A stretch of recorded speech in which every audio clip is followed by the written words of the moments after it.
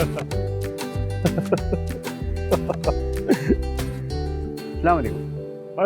गुलाम दस्तगीर, आओ आओ। पटेल साहब को बात करनी थी आपने मुझसे। हाँ गुलाम दस्तगीर, तुम मुझे समझदार लगते हो, इसलिए मैंने सोचा कि ये बात तुमसे की जाए। बात थोड़ी नाजुक है, इसलिए ज़रा अकेले में करना चाह रहा था। ओ, हुक्म करो।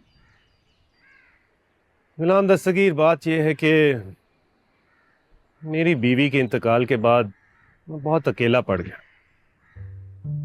शुरू शुरू में तो अकेलापन बड़ा बोझ लगता था, लेकिन फिर मैंने तन्हाई से दोस्ती कर ली।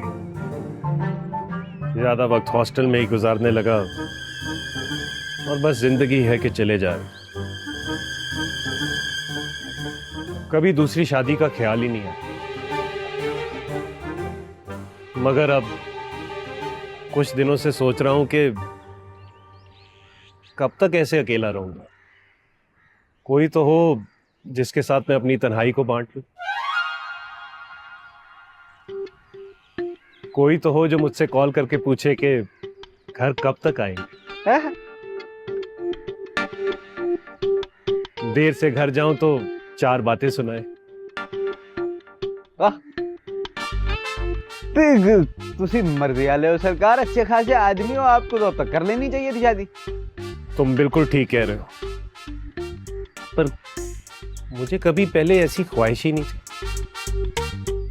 मगर अब फिर कुछ दिनों से ना थोड़ी सी ख्वाहिश है कि कोई तो हो जो मुझे कहे जाइए मार्केट से ये सामान ले आइए। कोई तो हो जो अपना हक मुझ पर जताए, रात को जबरदस्ती 10 बजे सुलाए और सुबह 5 बजे अलार्म लगा के जगा कर बोले जाइए जॉगिंग कीजिए। पटेल साहब, मुझे लगता है कि मुझे थोड़ी थोड़ी सी बात समझ में आ रही है आपकी। वाकई? हाँ जी, ये जो आप कुछ दिनों से अफरासियाब पे को खास मेहरबान हो रहे हैं, अपना पटेल साहब, आपको अफरासियाब की खाला गोलते जरी इतनी पसंद आ गई।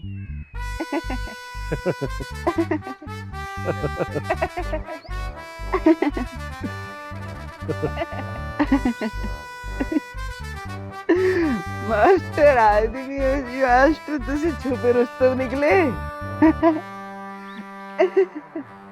गुलाम दस्तगीर, वो कहते हैं ना मोहब्बत तो अंधी होती है। पर जब मोहब्बत अंधी होती है कि नहीं होती है ये तो मैं नहीं जानता हूँ, क्योंकि मैंने उसकी आंखों का टेस्ट तो नहीं कराया। लेकिन एक छोटी सी बात है, अगर आप मुझे वो क्लियर कर देंगे ना तो मेरे लिए बहुत आसानी हो जाएगी।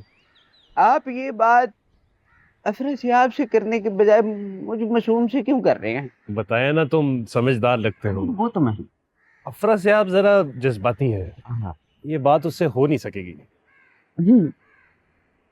तो यानी आप चाहते हैं कि मैं उसके घर वालों से मैं बात करूं?